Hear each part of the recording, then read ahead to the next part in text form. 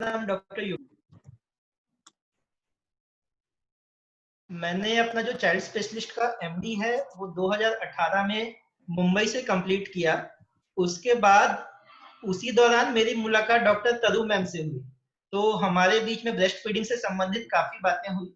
तो मैम ने मुझे प्रोत्साहित किया कि मैं भी ब्रेस्ट फीडिंग में ये जो कोर्स जो मैम ने किया है वो करूं और आगे लोगों को सिखाऊं, क्योंकि मैंने भी जितने अपनी पीजी करते टाइम पे और रेसिडेंसी में जो चीजें देखी है उसमें ये देखा है कि चाहे डॉक्टर हो या नर्सेस हो, वो ब्रेस्ट फीडिंग के बारे में उतनी नॉलेज नहीं होती है लोगों को, और मदर्स को बहुत सारी दिक्कतें आती है।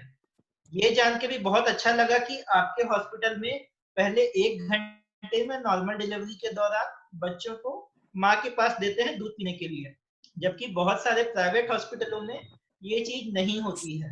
तो इस चीज के लिए आप लोगों का जो काम है वो बहुत ज्यादा काबिले तारीफ है। अभी तरु मैम ने जो ब्रेस्ट कॉल सिखाया उसके बाद हम ये डिस्कस करेंगे कि भाई बच्चे को माँ का दूध ही क्यों देना चाहिए। हमारे पास गाय के दूध का ऑप्शन है, हमारे पास भैंस के दूध का विकल्प है, और फॉर्मूला या जो डब्बे का दूध है उसका भी विकल्प है।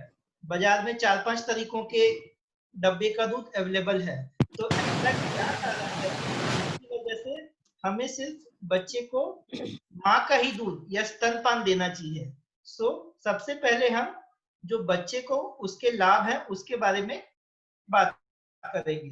तो सबसे पहला जो पॉइंट लिखा है वो है न्यूट्रिशन। न्यूट्रिशन मतलब जो भी माँ के दूध में पोषण होता है वो बच्चे के लिए एकदम बराबर होता है। बच्चे को जैसा पोषण चाहिए वैसा पोषण माँ के दूध में होता है। अभी जो पोषण के बारे में बात करें तो उसमें 3 चीजें होती है। एक होता है कार्बोहाइड्रेट जिसे शक्कर कहते हैं, एक होता है फैट जिसे हम चर्बी या वसा भी कहते हैं, और तीसरी चीज होती है प्रोटीन। तो ये जो तीनों चीजें होती हैं वो माँ के दूध में जो भी बच्चे की जरूरत है उसके हिसाब से एकदम बराबर मात्रा में होती है।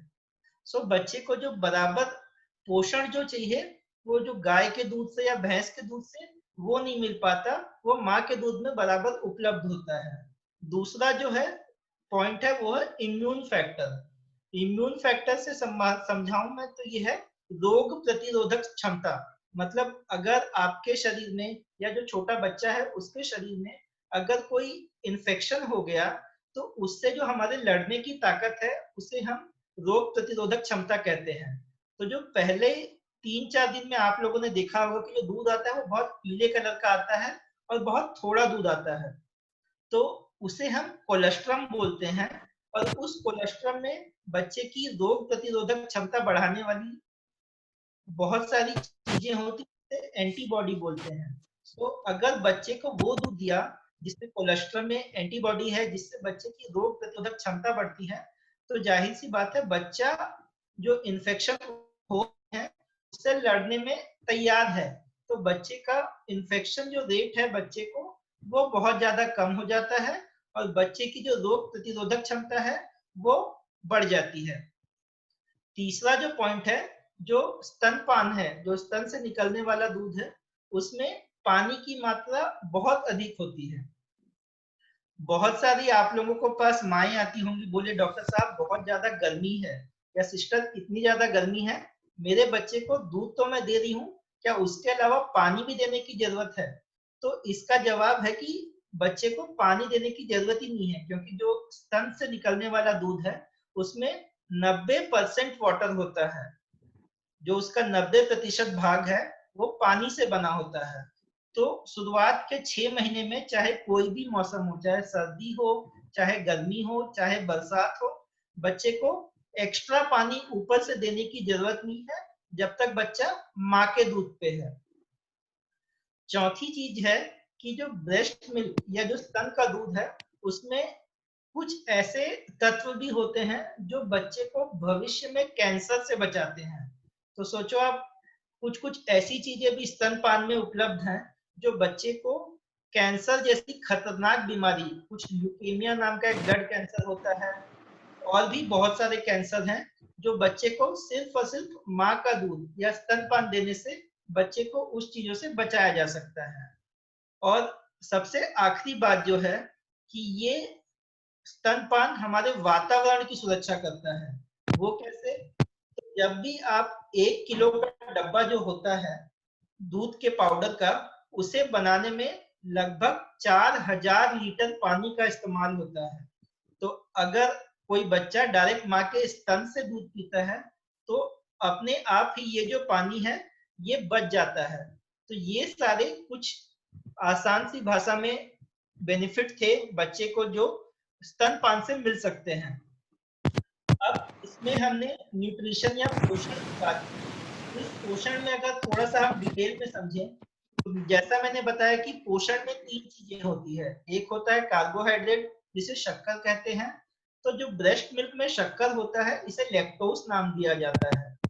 और जो ब्रेस्ट मिल्क या स्तन का जो माँ के स्तन का दूध है, जो मनुष्य के स्तन का दूध है, वो सबसे मीठा होता है। अगर आप उसे गाय के दूध से, भैंस के दूध से, बकरी के दूध से अगर आप उसका कंपैरिजन करेंगे तो जो मनुष्य के स्तन का दूध है वो सबसे मीठा होता है।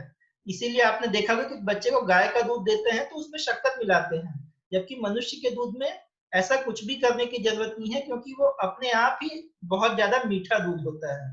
दूसरी चीज है कि उसमें गैलेक्टोज नाम की एक शक्कर होती है और वो गैलेक्टोज नाम की शक्कर बच्चे के दिमाग की ग्रोथ के लिए बहुत इंपॉर्टेंट है। तीसरा जो इम्पोर्टेंट पॉइंट है जो हमने प्रोटीन के बारे में डिस्कस किया कि जो मनुष्य का दूध है उसमें प्रोटीन की मात्रा कम होती है और जो गाय का दूध है उसमें प्रोटीन की मात्रा बहुत ज्यादा होती है। अब आपको समझाने के लिए मैं ऐसा बोलूंगा कि जो मनुष्य का बच्चा है वो पैदा होता है लगभग 2.5 से 3 किलो का। वो बड़ा होकर लगभग 60 से 70 किलो का होता है। जबकि जो गाय का बछड़ा होता है उसे 100 किलो, 150 किलो, 200 किलो इतना होना है बड़े होके। तो उसे ज्यादा प्रोटीन की जरूरत होती है गाय के बछड़े को। मनुष्य के जो दूध है उसमें प्रोटीन भले ही कम है लेकिन बच्चा उस प्रोटीन को आसानी से पचा सकता है। अगर वो प्रोटीन को आसानी से पचा पाएगा तो वो प्रोटीन बच्चे की ग्रोथ के लिए इस्तेमाल होता है। तो इसलिए मनुष्य के दूध में भले ही प्रोटीन की जो मात्रा है वो गाय के दूध से कम है, लेकिन वो बच्चे की ग्रोथ के लिए, जो मनुष्य का बच्चा है उसकी ग्रोथ के लिए, उसके बड़े होने के लिए एकदम पर्याप्त होती है। और दूसरी चीज ये है कि वो जो प्रोटीन है वो बच्चा उसे आसानी से पचा लेता है, तो उससे भी बच्चे की जो ग्रोथ है वो बहुत अच्छी होती है। और जो पोषण का तीसरा जो भाग है जिसे हम वसा या चर्बी भी कहते हैं, उसमें एक डीएचए नाम का पदार्थ होता है जो बच्चे के दिमाग और उसकी जो आंखें हैं उसके विकास के लिए बहुत ही ज्यादा महत्वपूर्ण है। एक फैक्ट मैं आपको एक बात यहाँ पे बताना चाहूंगा कि अगर बच्चे को सिर्फ माँ का ही दूध दें तो उसका जो आईक्यू है, आईक्यू क्या होता है, हम दिमाग की क्षमता को मेजर करने के लिए आईक्यू नाम का एक टर्म होता है, तो उसका आईक्यू 8 से 10 पॉइंट बढ़ जाता है। नॉर्मल लोगों का आईक्यू 80 से 90 के आसपास होता है, लेकिन अगर माँ अपने बच्चे को सिर्फ स्तनपान कराए तो बच्चे का आईक्यू 80-90 से सीधा 100 हो जाएगा। मतलब 8 से 10 पॉइंट बच्चे का आईक्यू सिर्फ और सिर्फ स्तनपान से बढ़ जाता है। योगेश, तो वन ये सेकेंड।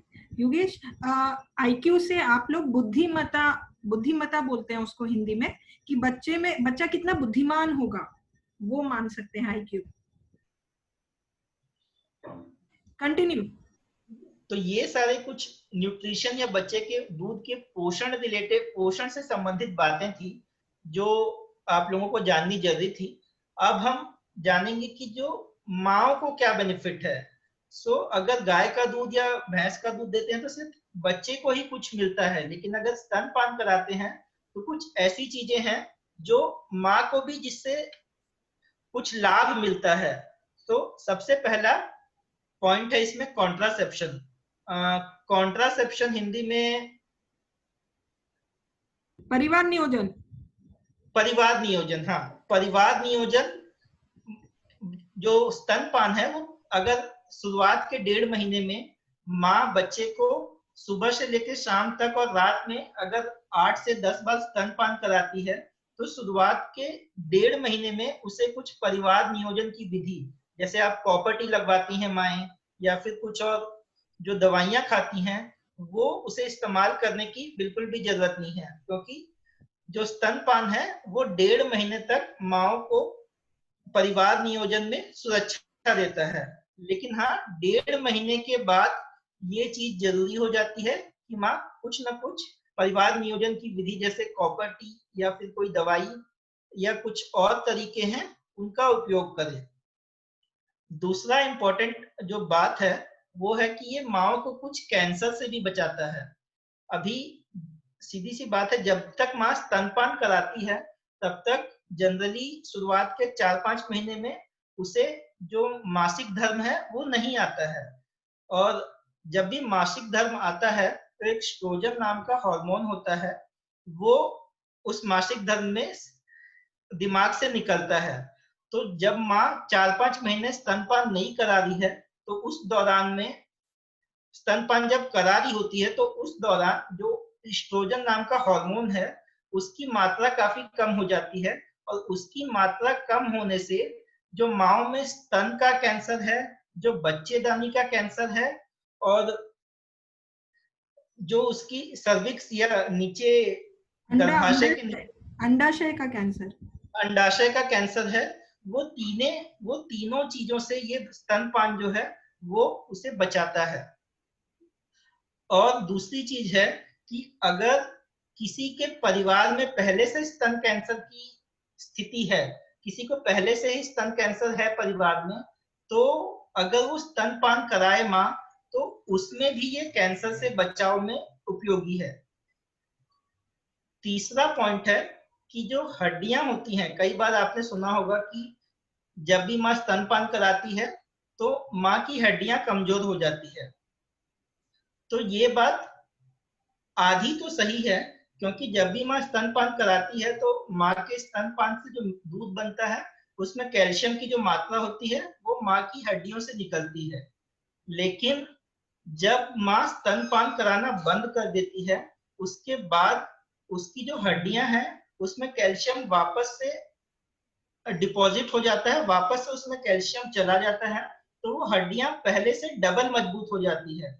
माँ की जो स्तनपान कराने से पहले जो हड्डियों की शक्ति होती है, उस शक्ति से जब माँ स्तनपान कराना बंद कर देती है तो वो हड्डियां और ज्यादा मजबूत हो जाती हैं। तो इसलिए स्तनपान से कैल्शियम की कमी हो जाएगी। ये चीजें, ये जो मिथ है, ये जो भ्रांति है, ये गलत है। और चौथी चीज है, माँ जब स्तनपान कराती है तो प्रेगनेंसी में आपने देखा होगा गर्भावस्था में 10 से 12 किलो वजन हर माँ का बढ़ जाता है। तो जब माँ डिलीवरी के बाद स्तनपान कराती है तो उसका लगभग 500 किलो कैलोरी खर्च होता है पूरे 24 घंटे में। तो जो माँ का वजन जो है, जो उसका गर्भावस्था में बढ़ा हुआ वजन है, वो धीरे धीरे धीरे धीरे सिर्फ स्तनपान कराने से ही कम हो जाता है। उसे किसी तरीके की कोई एक्सरसाइज या फिर कुछ और चीज करने की जरूरत नहीं होती। सिर्फ अगर वो स्तनपान ही कराए तो उसका जो वजन जो बढ़ा हुआ होता है वो धीरे धीरे धीरे धीरे नॉर्मल की शेप में आ जाता है। अभी अगला जो बातें करेंगे हम, कि जो स्तनपान से जो दूध आता है वो भी जो बच्चा है उसके अनुसार चेंज होता है। तो ये एक स्तनपान से आने वाले मिल्क का, आने वाले दूध का एक जादू है कि वो हर बच्चे के हिसाब से अलग है। अगर कोई बच्चा पूरी दिन में पैदा हुआ है तो उसके लिए स्तनपान का जो दूध आता है वो अलग है। जो पहले पैदा हुआ है उसके लिए जो स्तनपान में दूध आता अलग है। तो हर माँ अपने बच्चे के हिसाब से ही दूध प्रोड्यूस करती है, दूध निकालती है। तो सबसे पहले हम बात करेंगे कोलेस्ट्रम और मैच्योर मिल्क। कोलेस्ट्रम में आपको समझाऊं कि जो शुरुआत के 3 से 4 दिन जो पीला कलर का गाढ़ा दूध आता है उसे हम कोलेस्ट्रम बोलते हैं। जिसे हम अभी महाराष्ट्र में चिक दूध भी कहते हैं, चिक दूध। महाराष्ट्र में जिसे चीक दूध या चिकट दूध भी कहते हैं। अभी आप सोचेंगे कि जो शुरुआत में तो जो पहले दूसरे दिन दूध आता है वो हार्ड मुश्किल से 1 चम्मच 2 चम्मच दूध आता है एक बार में, तो क्या बच्चे से उसका पेट भर जाता है? तो आप इस स्लाइड में देखिए, जो पहले दिन जो बच्चे के पेट की क्षमता होती है वो एक जो कंचा होता है उसकी उसके साइज के बराबर होती है। मतलब पहले दिन जो बच्चे का पेट होता है उसमें सिर्फ 5 ml से 7 ml दूध आ सकता है, और जो पहले दिन जो चिकट दूध आता है वो भी एक बार में माँ के छाती से 5 से 7 ml ही आता है। तो अगर बच्चे को हर 2 से 3 घंटे में सिर्फ माँ का दूध ही दिया जाए तो उसे और कुछ देने की जरूरत नहीं है, क्योंकि उसका जो पेट का साइज है वो एक कंचे के बराबर ही है। अभी जब तीसरा दिन हो जाता है तो पेट का साइज थोड़ा बड़ा हो जाता है, तो उसमें 20 से 25 ml के आसपास दूध आ सकता है। तो आपने भी देखा होगा कि तीसरा चौथे दिन माँ को पर्याप्त 20-25 ml दूध आना चालू हो जाता है, और 10वें दिन के आसपास जो उसके पेट का साइज है वो एक अंडे के साइज के बराबर हो जाता है। वो बच्चा लगभग 60 से 70 ml दूध एक बार में पी सकता है।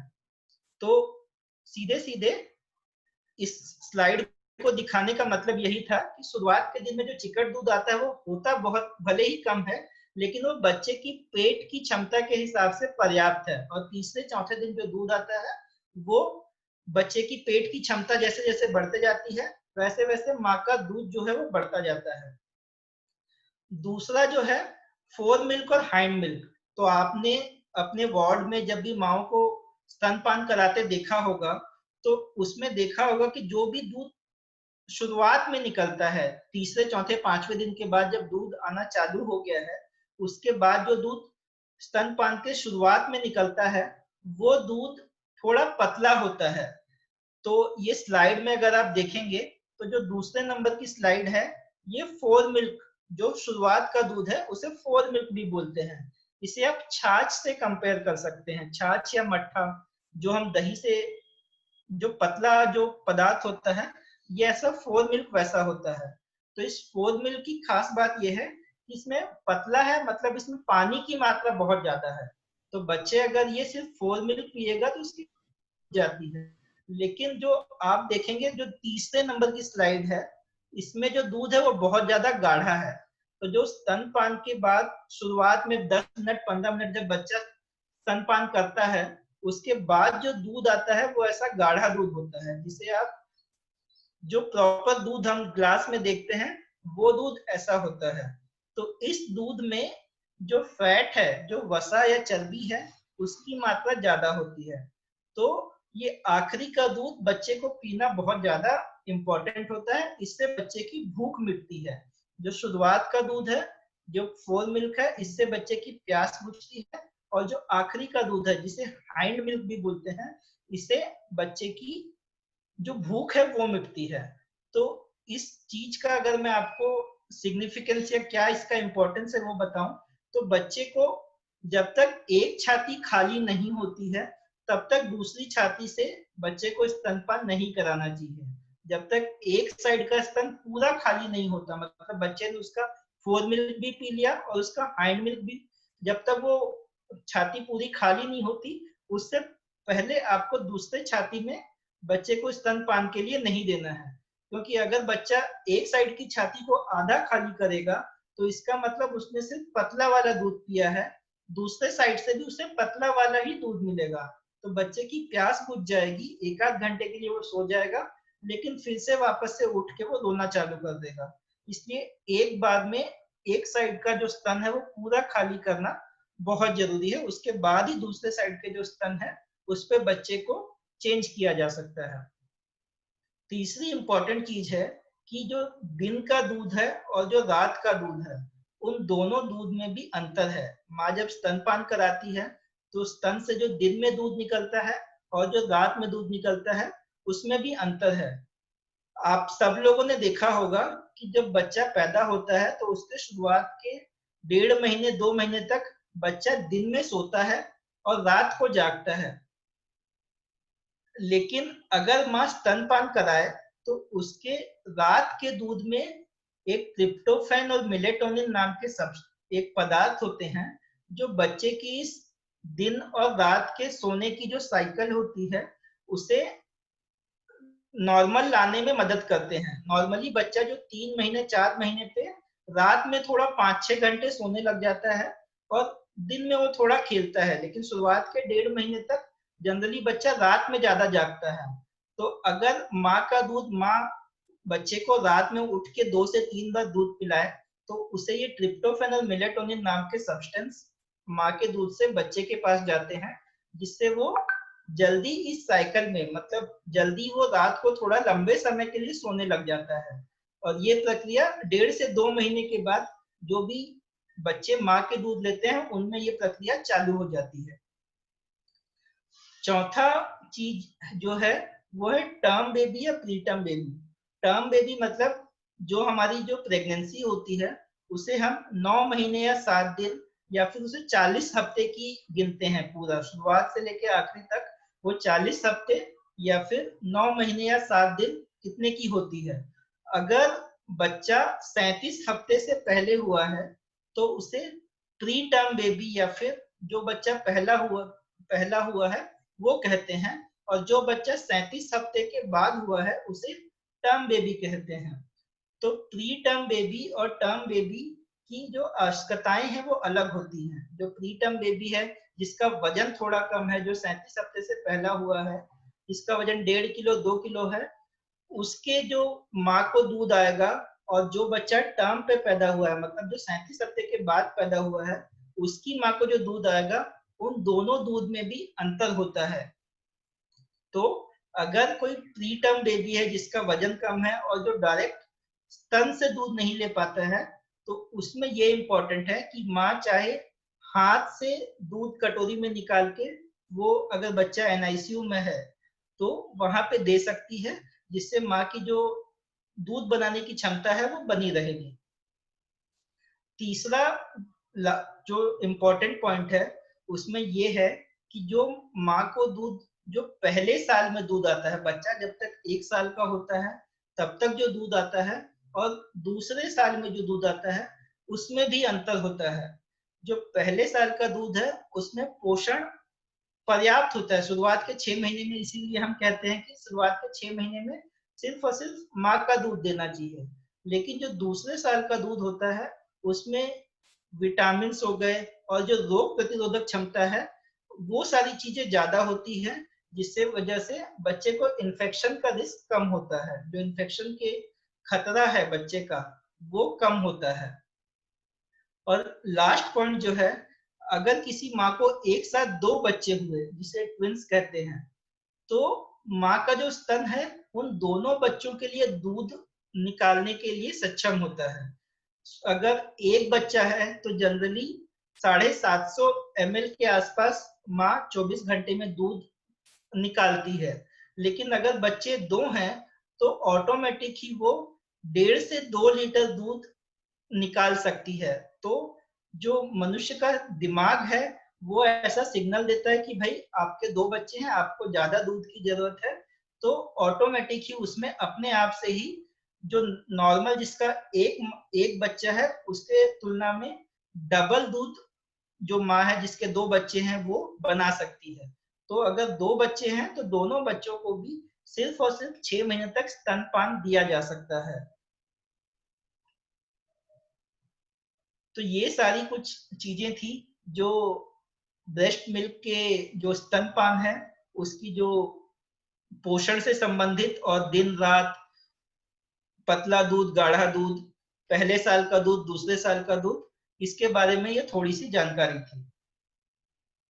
तनु मैम